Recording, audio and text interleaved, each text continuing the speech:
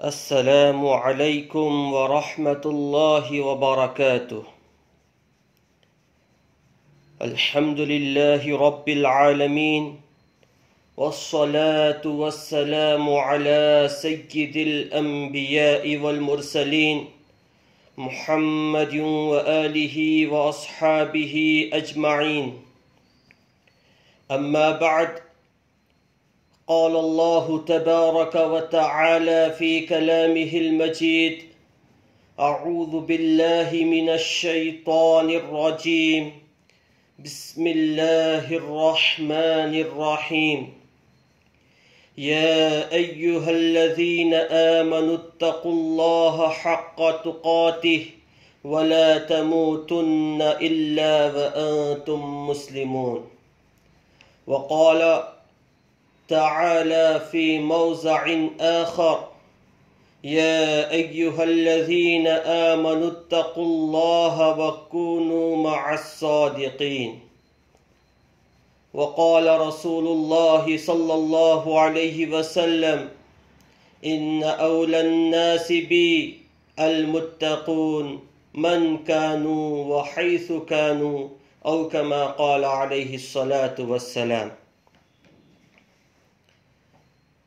بزرگان محترم، برادران اسلام اور نوجوانان عظام،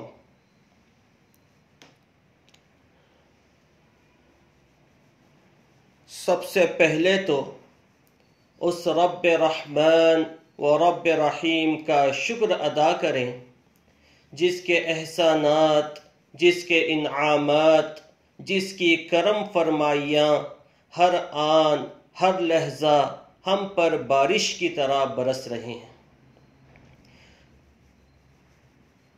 اور وہ احسانات و انعامات اتنے زیادہ کہ خود حق تعالی فرماتے ہیں: وَإِن تَعُدُّوا نِعْمَةَ اللَّهِ لَا تُحْصُوهَا. میرے بندوں، اگر تم میری نعمتوں کو گننا چاہو گن نہیں سکتے، شمار کرنا چاہو شمار نہیں کر سکتے، ان کا احصاء کرنا چاہو احصاء نہیں کر سکتے۔ اللہ رب العزت کے احسانات، اس کے انعامات اسی وقت سے شروع ہو گئے تھے جب ہم پیدا بھی نہیں ہوئے تھے۔ اللہ رب العزت نے انسانوں کو پیدا کرنے سے پہلے انسانوں پر احسانات کا سلسلہ شروع فرما دیا تھا۔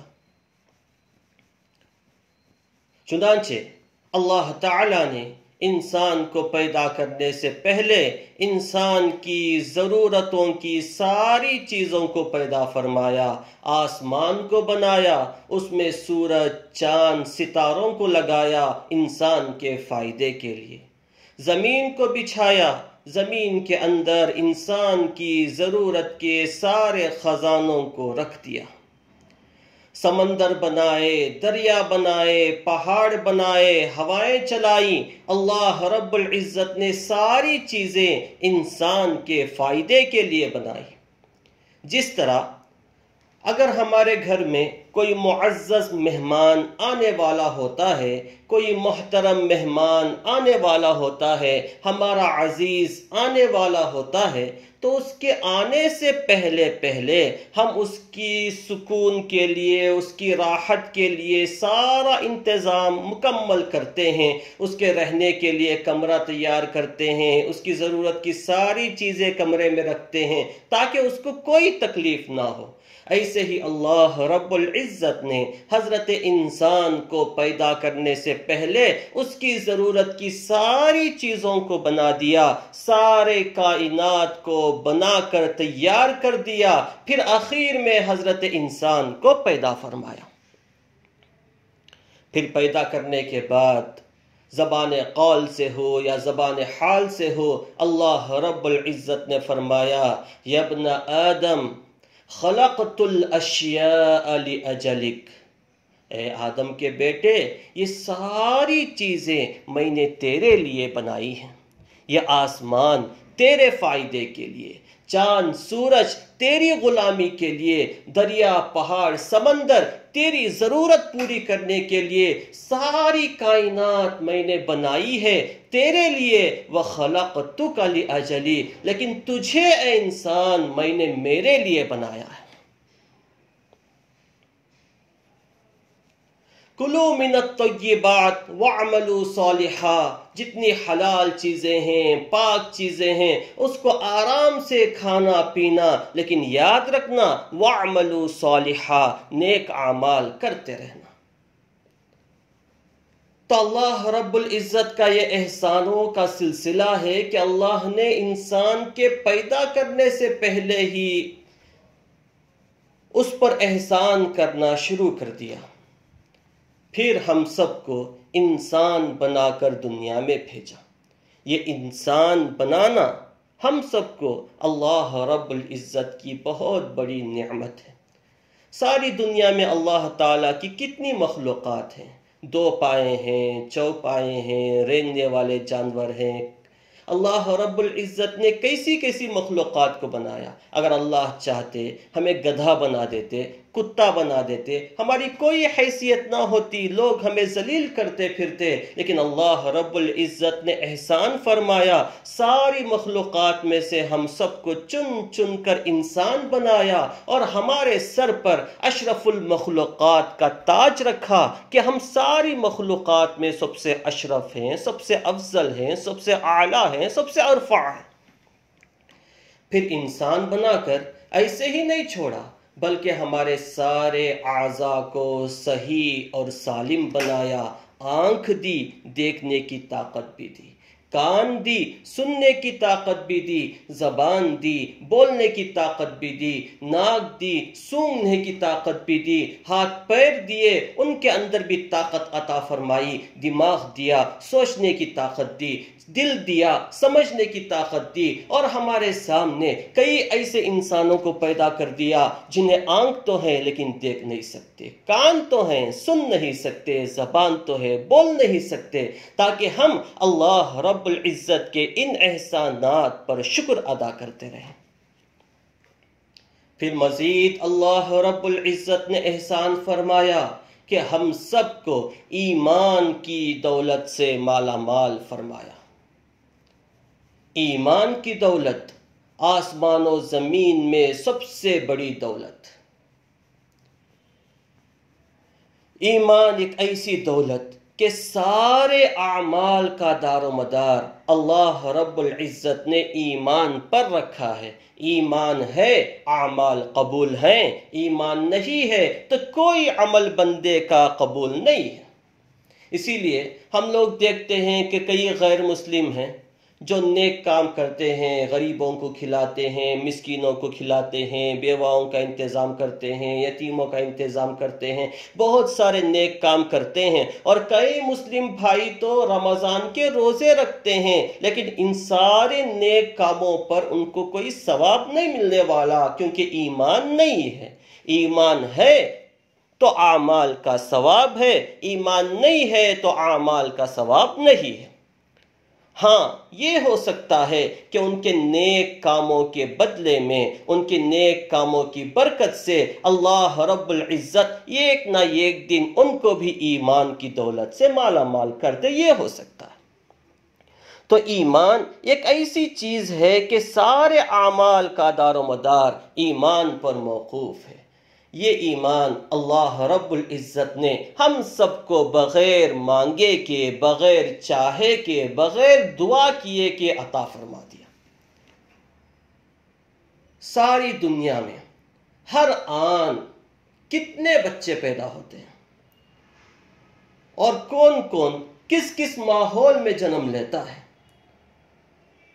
کوئی کافر کے گھر میں پیدا ہوتا ہے، کوئی مشرک کے گھر میں پیدا ہوتا ہے، کوئی یہودی کے گھر میں پیدا ہوتا ہے، کوئی نصرانی کے گھر میں پیدا ہوتا ہے، کوئی مجوسی کے گھر میں پیدا ہوتا ہے، لیکن اللہ رب العزت نے ہم سب پہ خاص کرم فرمایا کہ ہم سب کو اللہ رب العزت نے مسلمان کے گھر میں پیدا فرمایا۔ ہم نے آنکھ کھولی، اللہ کو پایا، ہم نے آنکھ کھولی، رسول اللہ کو پایا، ہم نے آنکھ کھولی، اسلام کو پایا، ہم نے آنکھ کھولی، دین کو پایا، ہم نے آنکھ کھولی، قرآن کو پایا، ہم نے آنکھ کھولی، شریعت کو پایا، ہم نے آنکھ کھولی، اچھائی کو پایا۔ یہ اللہ رب العزت کا احسان نہیں تو اور کیا ہے؟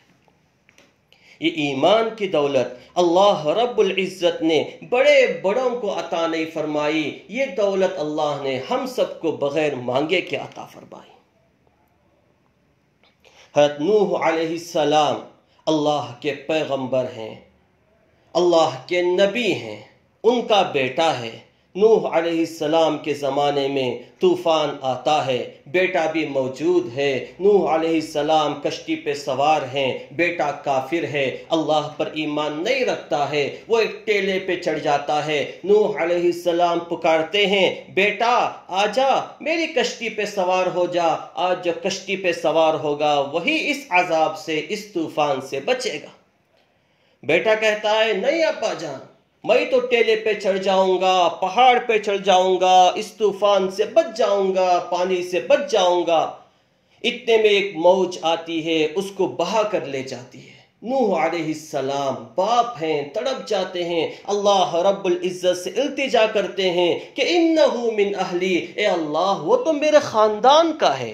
اللہ رب العزت نے جلال میں جواب دیا، انہو لیس من اہلک انہو عمل غیر صالح۔ اے نوح کیا کہتے ہو، یہ تمہارے خاندان کا نہیں ہے، اس کے اعمال نیک نہیں ہیں، یہ تو ایمان والا نہیں ہے۔ جو ایمان اللہ رب العزت نے نبی کے بیٹے کو عطا نہیں فرمایا، وہ ایمان اللہ نے ہم جیسے نالائقوں کو بغیر مانگے کے عطا فرمایا۔ اور آگے بڑھتے ہیں،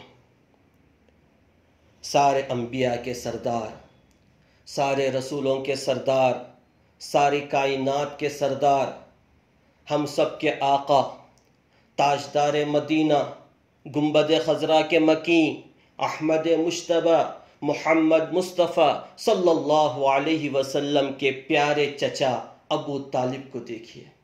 ساری زندگی اللہ کے نبی صلی اللہ علیہ وسلم کی مدد کرتے رہے، ساری زندگی آقا کا ساتھ دیتے رہے، سارے مکے والے ایک طرف، صرف اکیلے ابو طالب اللہ کے نبی صلی اللہ علیہ وسلم کا ساتھ دینے والے۔ یہ ایک وقت ایسا آیا کہ ابو طالب بھی اپنے قدم پیچھے ہٹانے لگے، کہنے لگے، اے میرے بھتیجے، مجھ پر اتنا بوجھ نہ ڈالنا کہ میں اسے برداشت نہ کر سکوں۔ اللہ کے نبی صلی اللہ علیہ وسلم سمجھ گئے کہ آج ابو طالب بھی اپنے ہاتھ کھینچ رہے ہیں، آپ کے آنکھوں سے آنسو نکل گئے۔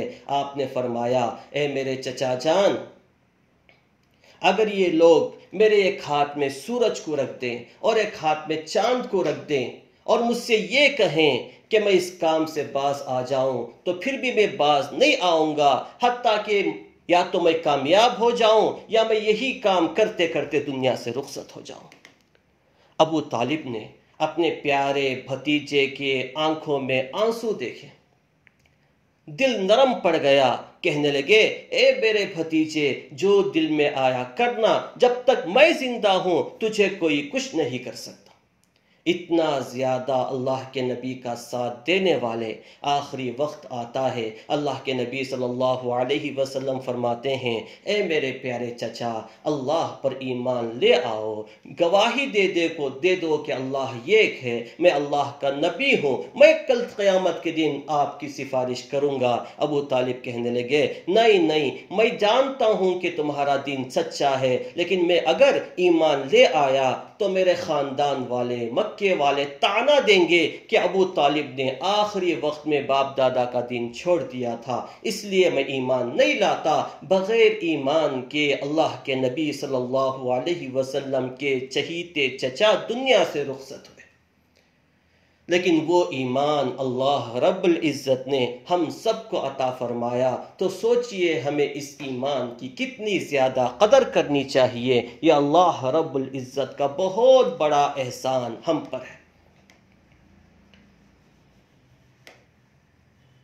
پھر مزید اللہ رب العزت نے ہم پر احسانوں کی بارش کی۔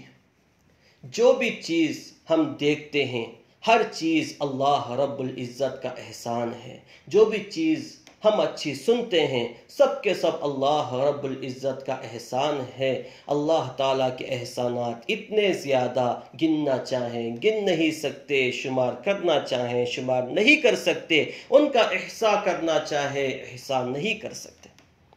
اب ان سارے احسانات کو سامنے رکھ کر ہم سوچیں کہ اللہ رب العزت کا تو ہمارے ساتھ اتنا اچھا معاملہ ہے، احسان کا معاملہ ہے، لیکن ہمارا اللہ کے ساتھ کیسا معاملہ ہے؟ ہم صبح و شام دن رات اللہ رب العزت کے احسانات کو استعمال کر رہے ہیں، نعمتوں کو استعمال کر رہے ہیں، اور پھر اسی کی نافرمانی کر رہے ہیں۔ میرے دوستوں، دنیا میں اگر ہم پر کوئی آدمی تھوڑا سا احسان کر دیتا ہے، ہماری ضرورت پر ہمارے کام آ جاتا ہے، تو ہم زندگی بھر اس کے احسان مند رہتے ہیں، اس کے غلام بن جاتے ہیں۔ وہ جیسا کہتا ہے ویسا کرتے رہتے ہیں، اور یہ دل میں سوچتے ہیں یہ ہمارا محسن ہے، ضرورت پر یہ ہمارے کام آیا تھا۔ لیکن اللہ رب العزت جو سارے محسنوں سے بڑا محسن ہے، اس کا ہم کبھی خیال نہیں کرتے۔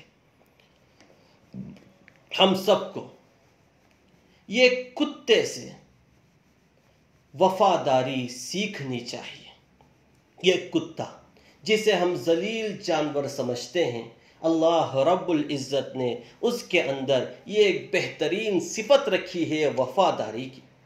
مالک کتے کو سوکھی ہڈی ڈالتا ہے، سوکھی روٹیاں ڈالتا ہے، وہ ان سوکھی ہڈی کو، چاٹی ہوئی ہڈیوں کو کھا کر، سوکھی روٹی کو کھا کر مالک کا زندگی بھر وفادار رہتا ہے۔ مالک کا چھوٹا سا بچہ اس کے اوپر چڑھتا ہے، اس سے کھیلتا ہے، اسے مارتا ہے، وہ کچھ نہیں کہتا۔ اس کے برخلاف اگر باہر سے کوئی بہت بڑا پہلوان قسم کا آدمی بھی گھر کے اندر گھس جاتا ہے، تو یہ کتا اپنی جان کی پرواہ کیے بغیر اس کے اوپر حملہ کر دیتا ہے۔ کیوں؟ مالک کی وفاداری ہے۔ تھوڑی سی ہڈی ہے، سوکھی روٹی ہے، اس کو کھا کر یہ کتے کے اندر اتنی وفاداری ہے، لیکن سب کچھ کھا کر ہمارے اندر وہ وفاداری اللہ رب العزت سے نہیں ہے۔ تو میرے دوستوں، ہم سب کو چاہیے کہ اللہ رب العزت کے ساتھ وفا کرے، احسان کا بدلہ احسان سے دے۔ اس کے لیے ہمیں گناہوں کو چھوڑنا ہوگا، کیونکہ اللہ کی بندگی کرنی ہوگی، اللہ کی بغاوت سے اپنے آپ کو بچانا ہوگا، تبھی جا کر ہم اللہ رب العزت کے احسانات کا شکر ادا کر سکتے ہیں۔ اسی لیے اللہ رب العزت نے فرمایا، یا ایھا الذین آمنوا اتقوا اللہ، اے ایمان والوں تقوی اختیار کرو، پرہیزگاری اختیار کرو، میرے حکموں پر چلو، میرے حکم کو توڑنے سے بچو، میری بغاوت سے بچو، پاکیزگی کی زندگی اختیار کرو۔ یہ تقوی کیا ہے؟ حضرت عمر رضی اللہ تعالی عنہ نے ایک مرتبہ حضرت ابی بن کعب رضی اللہ تعالی عنہ سے پوچھا کہ تقوی کسے کہتے ہیں، تھوڑا بتائیے۔ تو انہوں نے فرمایا، اے امیر المؤمنین، کیا آپ کا گزر کبھی ایسے مقام سے ہوا ہے کہ اس کے دونوں طرف کانٹے دار جھاڑیاں ہوں، سیدھے ہاتھ طرف بھی کانٹے ہی کانٹے، داویں ہاتھ طرف بھی کانٹے ہی کانٹے ہو، پتلا سا راستہ ہو، باریک سا راستہ ہو؟ اے امیر المؤمنین، ذرا بتائیے آپ اس راستے سے کیسے گزریں گے؟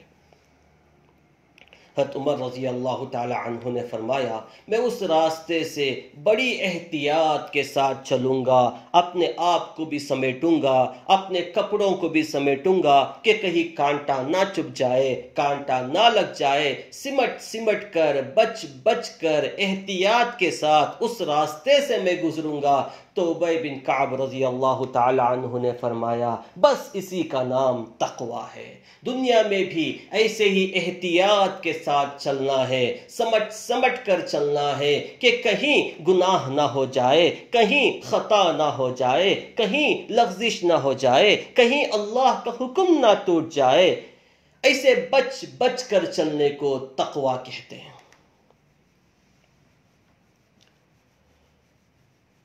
بہت سارے لوگ نیک اعمال کی تو پابندی کرتے ہیں، نمازوں کا اہتمام کرتے ہیں، روزوں کا اہتمام کرتے ہیں، حج پر حج کرتے ہیں، عمروں پر عمرہ کرتے ہیں، لیکن گناہوں سے بچنے کا اہتمام نہیں کرتے، جس کی وجہ سے سارے نیک کاموں کا اثر، سارے نیک کاموں کی برکت ان گناہوں کی وجہ سے ختم ہو جاتی ہے۔ مثال کے طور پر ایک پانی کا ڈرم ہے، اس کے نیچے ایک نل لگا ہوا ہے، کوئی آدمی چاہتا ہے کہ اس ڈرم کو پانی سے بھر دے تو سب سے پہلے اس کو نیچے لگا ہوا نل کو بند کرنا ہے، لیکن اس نے نل کو بند نہیں کیا، اوپر سے پانی پہ پانی ڈالتا جاتا ہے تو آپ کہیے کہ کیا وہ ڈرم کبھی پانی سے بھرے گا؟ اوپر سے پانی پڑے گا، نیچے سے نکل جائے گا، اوپر سے پانی پڑے گا، نیچے کے نل سے نکل جائے گا، ڈرم کبھی نہیں بھرے گا۔ یہی حال نیک اعمال اور گناہوں کا ہے کہ نیک اعمال کی برکت، اس کے اثرات ہم پر اسی وقت لاگو ہوں گے، اسی وقت اثر انداز ہوں گے جب ہم گناہوں کے نل کو بند کریں۔ اگر گناہوں کے نل کو بند نہیں کرتے، نیک اعمال کے سارے اثرات گناہوں کے راستے سے ختم ہو جاتے ہیں۔ تو اس لیے گناہوں سے بچنے کا بہت زیادہ ہم سب کو اہتمام کرنا چاہیے۔ ویسے تو بہت سارے ہی گناہوں سے بچنے کا اہتمام کرنا چاہیے، لیکن 2-3 گناہ ایسے ہیں جو آج مسلمانوں کے اندر سرایت کر چکے ہیں۔ وہ گناہ نہیں رہے بلکہ ان کی عادت اور فطرت بن چکے ہیں۔ وہ گناہ تو کرتے ہیں لیکن گناہ سمجھ کر نہیں کرتے، ان کی عادت بن چکی ہے، عادتاً گناہ کرتے ہیں۔ جیسے مثال کے طور پر داڑھی مڈانا ہے۔ داڑھی اللہ کے نبی صلی اللہ علیہ وسلم کی پاکیزہ اور اہم سنت ہے، لیکن بہت سارے مسلمان ایسے ہیں جن کو داڑھی مڈانے کی عادت ہے، داڑھی کٹانے کی عادت ہے، ہفتے میں 1 مرتبہ، ہفتے میں 2 مرتبہ، گناہ سمجھ کر نہیں، خطا سمجھ کر نہیں، کرتے اتنی عادت بن چکی ہے کہ اس کی قباحت، اس کی نحوست، اس گناہ کی برائی دل سے نکل چکی ہے۔ اب وہ عادتاً داڑھی کٹاتے ہیں، داڑھی مڈواتے ہیں۔ تو ایسے گناہ جو ہماری عادت بن چکے ہیں، ان سے بہت زیادہ بچنے کی ضرورت ہے۔ کتابوں میں ایک واقعہ آتا ہے، ایک بزرگ تھے، ان کو نعتیہ کلام، نعتیہ اشعار پڑھنے کا بڑا شوق تھا۔ اس زمانے میں ایک صاحب تھے، وہ اللہ کے نبی صلی اللہ علیہ وسلم کی شان اقدس میں نعتیہ کلام لکھا کرتے تھے، اور یہ بزرگ ان کا کلام بڑے شوق سے پڑھتے، بڑی محبت سے پڑھتے۔ یہ ایک مرتبہ ان بزرگ کو خیال آیا کہ جو آدمی اتنی محبت بھرے اشعار لکھتا ہے، اتنی محبت بھرے نعتیہ کلمات لکھتا ہے، اس کو دیکھنا چاہیے، اس کی زیارت کرنی چاہیے۔ اس کے اندر اللہ کے نبی صلی اللہ علیہ وسلم کی کتنی محبت ہے، کتنا درد ہوگا۔ چنانچہ ملاقات کے لیے چلے، گھر پہنچے تو معلوم ہوا کہ وہ تو نائی کے دکان میں بیٹھے ہیں، حجام کی دکان میں بیٹھے ہیں۔ وہاں پہنچے تو دیکھتے ہیں کہ وہ صاحب جو اللہ کے نبی صلی اللہ علیہ وسلم کی شان میں کلمات لکھتے ہیں، اشعار لکھتے ہیں، نعت لکھتے ہیں، وہ بیٹھے ہیں، داڑھی منڈوا رہے ہیں۔ یہ بزرگ بڑے پریشان ہوئے، کہنے لگے کہ آپ اللہ کے نبی صلی اللہ علیہ وسلم سے اتنی محبت کرنے والے، لیکن اللہ کے نبی صلی اللہ علیہ وسلم کی سنت پر اس طرح پھراتے ہیں۔ تو ان صاحب نے کہا کہ حضرت میں تو اپنی داڑھی پہ اس طرح پھرا رہا ہوں، آپ کو کیوں تکلیف ہوتی ہے؟ تو بزرگ نے جواب دیا کہ تم اپنی داڑھی پر اس طرح نہیں چلا رہے ہو، بلکہ میرے آقا کے دل پہ اس طرح چلا رہے ہو۔ تو میرے دوستو، ایسے گناہ جو ہماری عادت بن چکی ہے، ان گناہوں کو چھوڑنے کی بہت زیادہ ضرورت ہے۔ بڑے افسوس کے ساتھ، بڑے ہی افسوس کے ساتھ کہنا پڑتا ہے کہ آج غیر جن کی ہر چیز باطل، وہ اپنے باطل عقیدوں پر عمل کرنے میں تھوڑا بھی شرم محسوس نہیں کرتے، تھوڑی بھی عار محسوس نہیں کرتے۔ دنیا کے ایک مذہب والوں کو دیکھ لیں، جن کا خدا باطل، جن کا عقیدہ باطل، جن کی سوچ باطل، جن کی ہر چیز باطل، لیکن وہ اپنے عقیدوں پر پابندی کے ساتھ عمل کرنے میں کسی سے شرماتے نہیں ہیں۔ کوئی یہ قوم ہے جو سب کے سامنے ننگی ہو جاتی ہے، ننگی ہو کر پھرتی ہے، اور وہ سمجھتی ہے کہ وہ اپنا مذہبی کام کر رہی ہے اور ننگے ہونے میں کسی سے شرماتی نہیں۔ بعض لوگ ہیں پورا سر منڈوا لیتے ہیں، چھوٹی سی جٹ پیچھے چھوڑ لیتے ہیں، دیکھنے میں کتنا برا لگتا ہے، لیکن پھر بھی وہ نہیں شرماتے، وہ اپنے مذہب کی چیز سمجھ کر بغیر کسی سے شرمائے سینہ تان کر عمل کرتے ہیں۔ میں اکثر کہا کرتا ہوں، سکھ قوم جو ہے، سکھوں سے مسلمانوں کو بہت زیادہ سبق سیکھنا چاہیے۔ 90% سکھ داڑھی رکھے ہوئے، پکڑی باندھے ہوئے، اپنے مذہبی شعار پر سینہ تان کر عمل کرتے ہوئے نظر آتے ہیں۔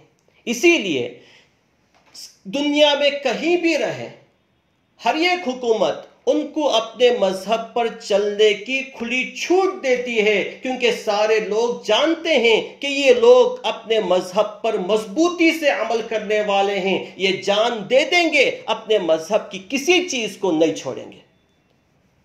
اس کے برخلاف مسلمانوں کو دیکھیے، 100 مسلمانوں میں سے 99 مسلمان داڑھی کٹانے والے، اسلامی لباس سے دور، اسلامی شعار سے دور، اسلامی عادتوں سے، اللہ کے نبی صلی اللہ علیہ وسلم کی سنتوں سے دور ہیں۔ اس لیے حکومتیں ان کی داڑھی پہ ببانگ دہل پابندی لگاتی ہے، ان کی ٹوپی پہ پابندی لگاتی ہے، ان کے لباس پہ پابندی لگاتی ہے، کیونکہ وہ بھی جانتی ہے کہ یہ لوگ صرف نام کے دعوے دار ہیں، حقیقتاً ان کے دل میں حضور کی محبت نہیں ہے۔ تو ایسے جتنے گناہ ہیں جو ہماری عادت بن چکے ہیں، اسے خاص طور پہ چھوڑنا چاہیے۔ ایسے ہی ایک گناہ ہے ٹخنوں کے نیچے اپنے ازار کو لٹکانا، اپنی پینٹ کو لٹکانا، اپنی لنگی کو لٹکانا، اوپر سے پہننے والی جتنی چیزیں ہیں ان کو ٹخنوں کے نیچے رکھنا، یہ بھی بہت بڑا گناہ ہے۔ اللہ کے نبی صلی اللہ علیہ وسلم نے فرمایا، ما اسفل من الکعبین من الازار فی النار، ٹخنوں کا جو حصہ پیجامے کے نیچے ہے وہ جہنم میں ہوگا۔ پینٹ ہو، پیجامہ ہو، لنگی ہو، توپ ہو، ہر ایک کی حد ٹخنے کے اوپر تک ہے۔ اگر یہ ٹخنے کے نیچے جائے گی تو وہ آدمی گنہگار شمار ہوگا۔ ذرا سوچئے، کون مسلمان ہے جو اس گناہ سے اپنے آپ کو بچاتا ہے؟ بعض لوگ تو سوچتے ہیں کہ نماز میں آنا ہے تو نماز پڑھنے سے پہلے پینٹ کو اوپر کر لینا ہے، نماز ختم تو سنت بھی ختم، پینٹ نیچے کر کے چلے جاتے ہیں۔ یہ دن و رات کا گناہ ہے، 24 گھنٹے کا گناہ ہے۔ رات کو سوتے ہوئے بھی پینٹ نیچے ہے، گناہ ہوتا رہے گا، چلتے ہوئے پینٹ نیچے ہے، گناہ ہوتا رہے گا، کھاتے ہوئے پیتے ہوئے ہماری پینٹ ٹخنوں کے نیچے ہے، برابر فرشتے گناہ لکھتے جائیں گے۔ اس کو معمولی نہیں سمجھنا چاہیے، اس گناہ کو بھی چھوڑنا چاہیے۔ اور جتنی بھی ہمارے نبی صلی اللہ علیہ وسلم کی سنتیں ہیں، سینہ تان کر بغیر شرمائے کے ان سب پر عمل کرنا چاہیے۔ صدیق اکبر رضی اللہ تعالی عنہ خلافت کے زمانے میں ایک مرتبہ دسترخوان پر بیٹھے ہوئے ہیں. آپ کے ساتھ بڑے بڑے عمراء، بڑے بڑے حکماء بیٹھے ہوئے ہیں. اتنے میں کھانے کا کوئی لقمہ دسترخوان پر گر جاتا ہے. ہمارے نبی صلی اللہ علیہ وسلم کی پیاری سنت ہے کہ جب کوئی کھانے کا دانہ، کوئی لقمہ دسترخوان پر گر جائے، نیچے گر جائے، تو اس کو اٹھانا ہے، صاف کر کے کھا لینا ہے. صدیق اکبر رضی اللہ تعالی عنہ نے ایسے ہی کیا، لقمے کو اٹھایا، صاف کیا، کھا لیا. جو بغل میں بیٹھے ہوئے تھے انہوں نے صدیق اکبر رضی اللہ تعالی عنہ کو ٹوکا کہ اے امیر المؤمنین، آپ کیا کرتے ہیں؟ اتنے بڑے بڑے عمراء بیٹھے ہوئے ہیں، بڑے بڑے امیر لوگ بیٹھے ہوئے ہیں، بڑے بڑے بادشاہ بیٹھے ہوئے ہیں، آپ ان کے سامنے ایسی حرکت کریں گے، نیچی گری ہوئی چیز کو اٹھا کر کھا لیں گے تو ان کے دل پہ کیا اثر ہوگا؟ صدیق اکبر رضی اللہ تعالی عنہ نے اس کے جواب میں جو جملہ ارشاد فرمایا، اس جملے کو ہر ایک مسلمان اپنے خون کے ساتھ جاری کر دے، اپنے خون میں سنبھالے، اپنے دل میں سنبھالے، بلکہ میں تو کہتا ہوں اپنے بچوں کی گھٹی میں بھی یہ بات ڈالے، یہ جملہ ڈالے.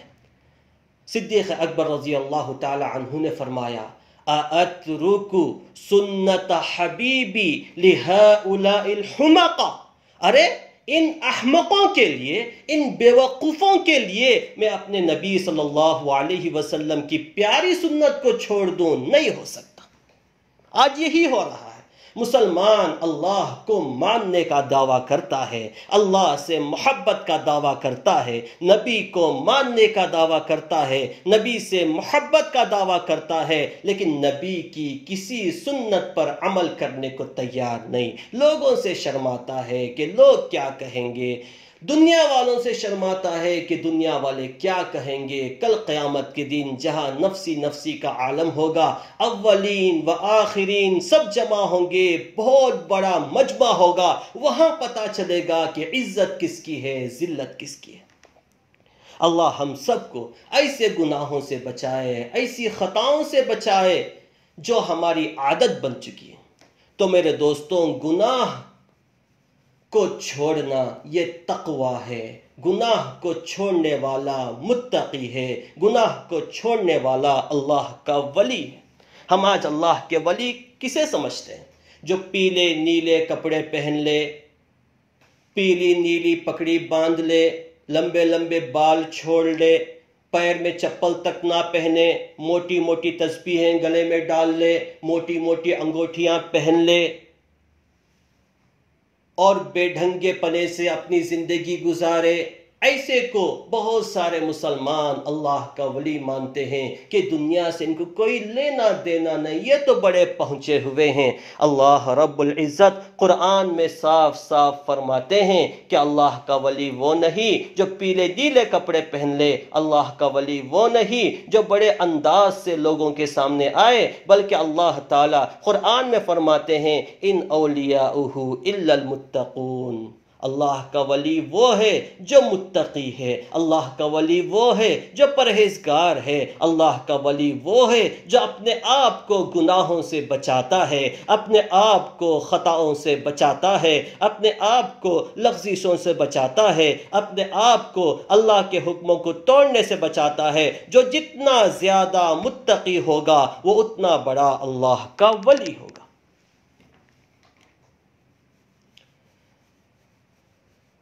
اب سوال یہ ہے کہ بہت سارے لوگ گناہ چھوڑنا چاہتے ہیں. جتنے بھی مسلمان ہیں جن کے اندر تھوڑی بہت اللہ و رسول اللہ کی محبت ہے، وہ کبھی خوشی سے گناہ نہیں کرتے. وہ گناہ چھوڑنا چاہتے ہیں، گناہ کرنا نہیں چاہتے، لیکن پھر بھی پیر پھسل جاتا ہے، نفسانی خواہشات میں آ جاتے ہیں، دنیا کی چمک دمک میں آ کر گناہ کر بیٹھتے ہیں. تو اب گناہ کو چھوڑیں تو کس طرح چھوڑیں؟ تو بزرگان دین نے لکھا ہے کہ گناہ کو چھوڑنے کے لیے تین کام کرنا چاہیے. پہلا کام تو یہ ہے کہ خود ہمت کرے، گناہ کو چھوڑنے کی ہمت کرے، حوصلہ کرے، عزم کرے کہ کچھ بھی ہو جائے میں گناہ نہیں کروں گا، کیونکہ جب تک ہمت نہیں کریں گے گناہ چھوڑنا آسان نہیں ہوگا۔ اس ہمت کو جٹانے کے لیے اللہ کے احسانات کو یاد کرنا ہوگا۔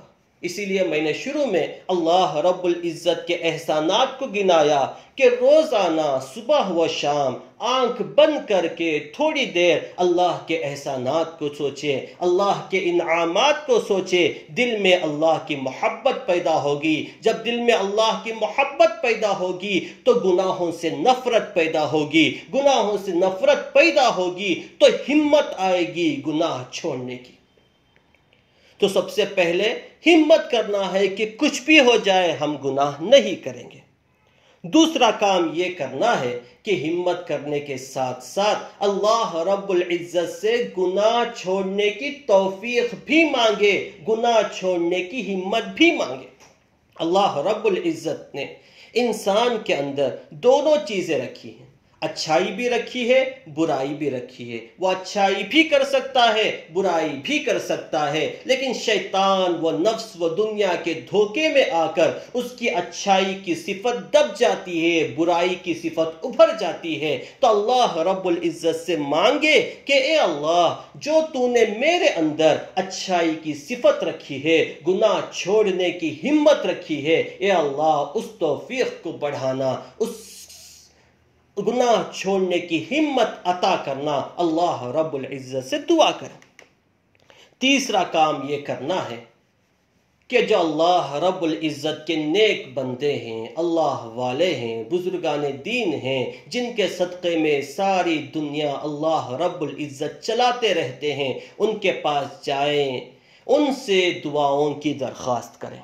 خود اللہ رب العزت نے قرآن مجید میں فرمایا، یا ایہا الذین آمنوا اتقوا اللہ وکونوا مع الصادقین، اے ایمان والوں تقوی اختیار کرو، گناہوں سے اپنے آپ کو بچاؤ، متقی بنو، پرہیزگار بنو۔ اب انسان سوال کرے، اے اللہ ہم کیسے متقی بنیں، ہم کیسے پرہیزگار بنیں؟ ہم گناہ چھوڑنا چاہتے ہیں، ہم گناہ سے بھاگنا چاہتے ہیں، لیکن پیر پھسل جاتا ہے، گناہ کر بیٹھتے ہیں، خطا کر بیٹھتے ہیں، دنیا کی چمک دمک میں آ جاتے ہیں، نفس کے دباؤ میں آ جاتے ہیں، شیطان کی تیروں سے چھلنی ہو جاتے ہیں۔ اے اللہ ایسا کوئی راستہ بتا کہ ہم متقی بننے میں آسانی ہو جائے، ہمیں پرہیزگار بننے میں آسانی ہو جائے۔ اللہ رب العزت نے آگے فرمایا، کونوا مع الصادقین، اے میرے بندوں پریشان کیوں ہوتے ہو؟ آسان طریقہ ہے، ہر زمانے میں میرے صادق بندے ہیں، میرے متقی بندے ہیں، میرے اولیاء ہیں، میرے اتقیاء ہیں، صلحاء ہیں، صالحین ہیں، ان کے پاس چلے جاؤ، ان کے ساتھ ہو جاؤ، تم بھی متقی بن جاؤ گے، تم بھی پرہیزگار بن جاؤ گے۔ سچوں کے ساتھ ہو جاؤ، سچے بن جاؤ گے، اچھوں کے ساتھ ہو جاؤ، اچھے بن جاؤ گے، متقیوں کے ساتھ ہو جاؤ، متقی بن جاؤ گے، پرہیزگاروں کے ساتھ ہو جاؤ، پرہیزگار بن جاؤ گے۔ تم جیسے بننا چاہتے ہو ویسے لوگوں کے ساتھ ہو جاؤ، تم بھی ویسے ہی بن جاؤ گے۔ کسی اللہ والے کے ہاتھ پہ ہاتھ دے دیں، ان سے دعاؤں کی درخواست کریں، وہ جیسے کہتے ہیں ان چیزوں پر عمل کرنا شروع کر دیں۔ انشاءاللہ یہ ایک دن ایسا آئے گا کہ ہم بھی متقی بن جائیں گے، ہم بھی پرہیزگار بن جائیں گے۔ اگر اس دن کے آنے سے پہلے پہلے ہم کو موت نے دبوچ لیا، ہم لقمہ اجل بن گئے، تو بھی ڈرنے کی بات نہیں ہے۔ کوشش کرتے رہے، موت درمیان میں آ گئی تو بھی صدیقین کے پیچھے پیچھے جنت میں چلے جائیں گے، صالحین کے پیچھے پیچھے جنت میں چلے جائیں گے، متقین کے پیچھے پیچھے جنت میں چلے جائیں گے، اولیاء اللہ کے پیچھے پیچھے انشاءاللہ جنت میں چلے جائیں گے۔ تو پہلا کام تو یہ کرنا ہے کہ ہمت کرے، حوصلہ کرے، کچھ بھی ہو جائے گناہ نہیں کریں گے۔ دوسرا کام اللہ رب العزت سے ہمت مانگے، توفیق مانگے۔ تیسرا کام اللہ والوں کے پاس جائیں، ان سے دعاؤں کی درخواست کریں۔ ان تینوں کاموں سے انشاءاللہ ہم بھی متقی بن جائیں گے، ہم بھی پرہیزگار بن جائیں گے، اللہ کے بندے بن جائیں گے، اللہ کی بغاوت سے باز آ جائیں گے۔ اب سوال یہ ہے کہ ہو بھی چلو ہم گناہوں سے بچیں گے، ہم متقی بن جائیں گے، ہم کوئی برائی نہیں کریں گے، ہم رحمانی راستے پر چلیں گے، ہم شیطانی راستے کو چھوڑ دیں گے۔ اب یہ تو بتاؤ کہ ہمیں اس کے بدلے میں کیا ملے گا؟ کیونکہ انسان کا دماغ ایسا ہے کہ ہر ایک کام میں وہ اپنا نفع تلاش کرتا ہے، پروفٹ تلاش کرتا ہے کہ اس میں کیا نفع ہے۔ تو جو کوئی بندہ اللہ کے لیے تقوی اختیار کرتا ہے، طہارت اختیار کرتا ہے، پاکیزگی اختیار کرتا ہے، تو اسے کیا ملے گا؟ دنیا بھی ملے گی، آخرت بھی ملے گی۔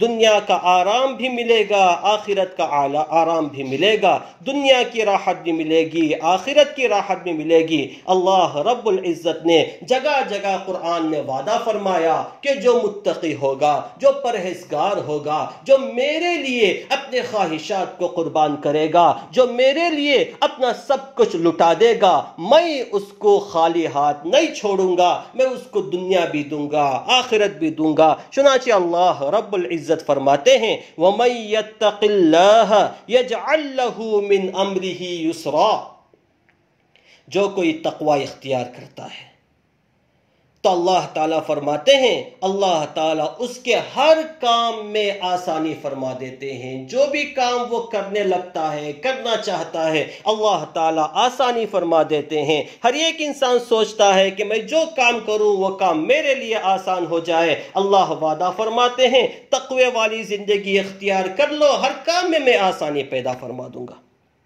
دوسرا وعدہ اللہ رب العزت نے فرمایا وَمَن يَتَّقِ اللَّهَ يَجْعَل لَّهُ مَخْرَجًا، جو کوئی آدمی تقوی اختیار کرتا ہے، اللہ تعالیٰ وعدہ فرماتے ہیں ایک تو مصیبت میں نہیں پھنسے گا، پھنس گیا تو فوراً اللہ رب العزت اس مصیبت سے اس کو نکال لیتے ہیں، نکلنے کا راستہ بتلا دیتے ہیں۔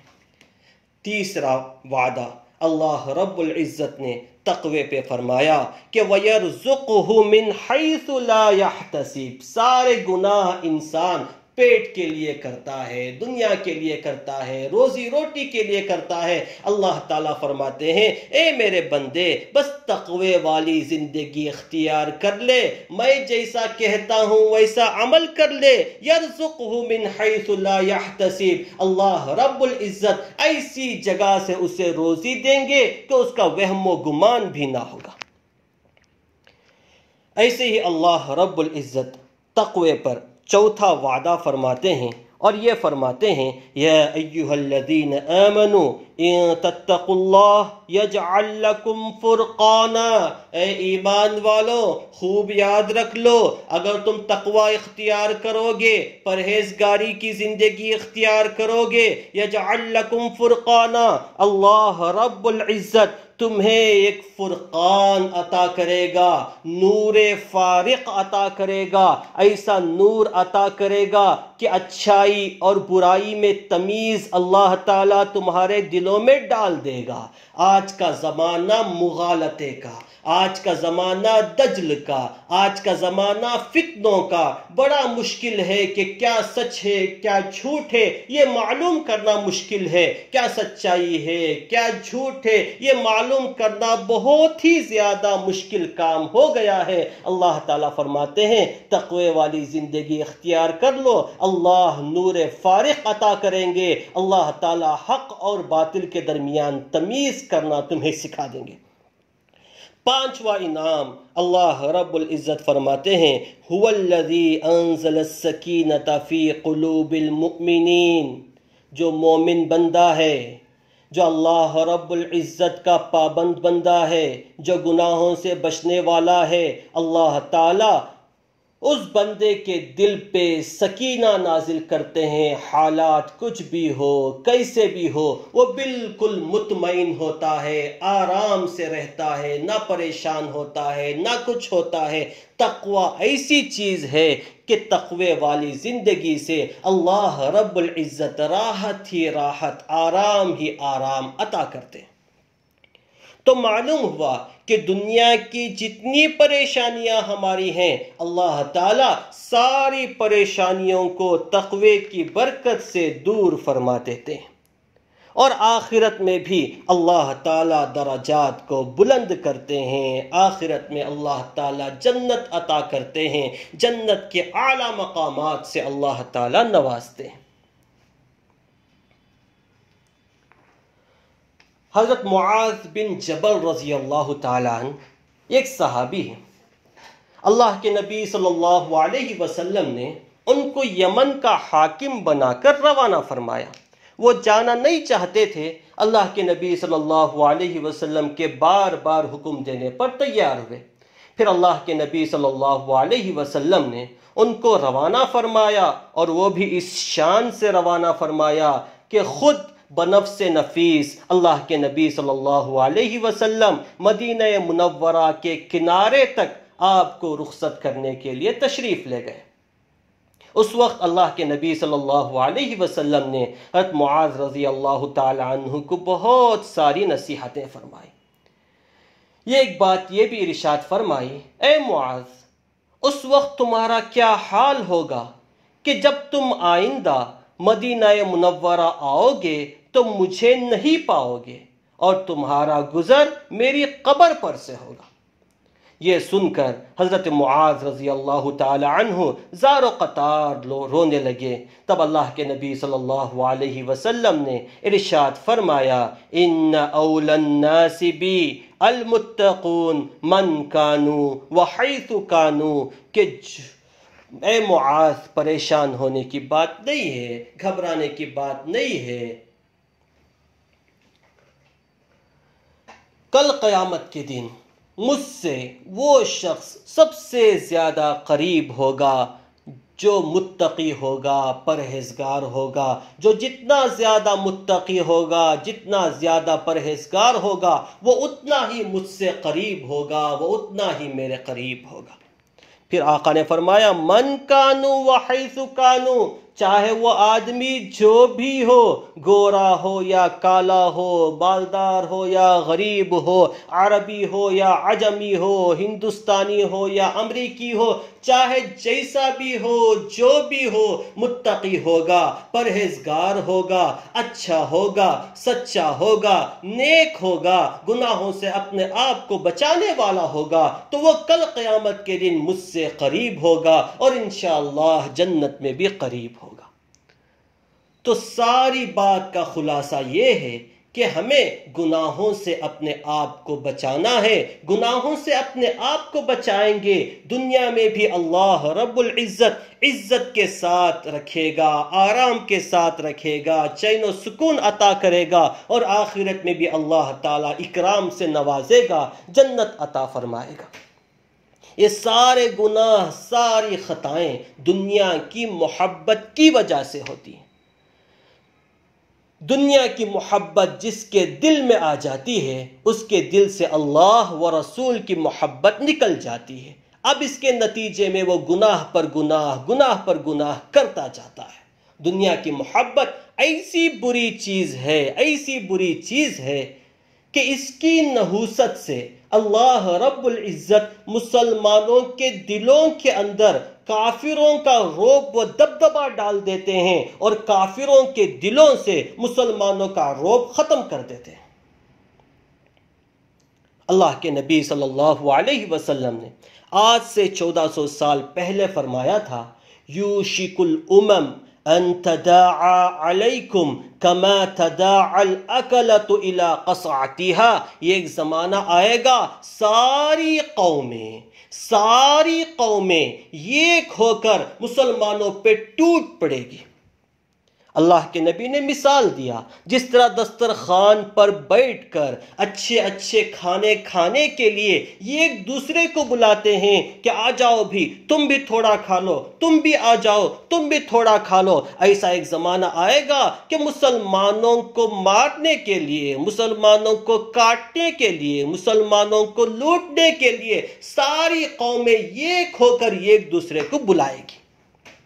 صحابہ پریشان، صحابہ نے پوچھا، اے اللہ کے رسول، وَمِن قِلَّةٍ يَوْمَئِذٍ، کیا اس دن ہم بہت کم ہوں گے، تھوڑی تعداد میں ہوں گے، جس کی وجہ سے ساری قومیں ہم پہ ٹوٹ پڑے گی؟ اللہ کے نبی صلی اللہ علیہ وسلم نے فرمایا لا بل انتم یومئذ کثیر ولکنکم غثاء کغثاء السیل۔ نہیں، اس وقت تمہاری تعداد بہت زیادہ ہوگی لیکن تمہارے اندر دم نہیں ہوگا۔ اسی حدیث میں اللہ کے نبی صلی اللہ علیہ وسلم نے فرمایا کہ تمہارے دلوں میں بزدلی ڈال دی جائے گی، اور کافروں کی دلوں میں جو تمہارا رعب و دبدبا ہے وہ ختم کر دیا جائے گا۔ اب صحابہ نے پوچھا کہ اس کی وجہ کیا ہے؟ اللہ کے نبی صلی اللہ علیہ وسلم نے فرمایا 2 وجوہات ہیں۔ پہلی وجہ ہے دنیا کی محبت، دوسری وجہ ہے موت سے نفرت۔ مسلمانوں کے اندر دنیا کی محبت آ جائے گی، موت سے نفرت آ جائے گی، جس کی وجہ سے اللہ رب العزت ساری دنیا میں ان کو ذلیل کرے گا، ان کو رسوا کرے گا۔ آج ساری دنیا پہ آپ ایک طائرانہ نگاہ ڈالے، ساری دنیا میں یہی حالات ہیں جو آج سے 1400 سال پہلے اللہ کے نبی صلی اللہ علیہ وسلم نے فرمائے تھے۔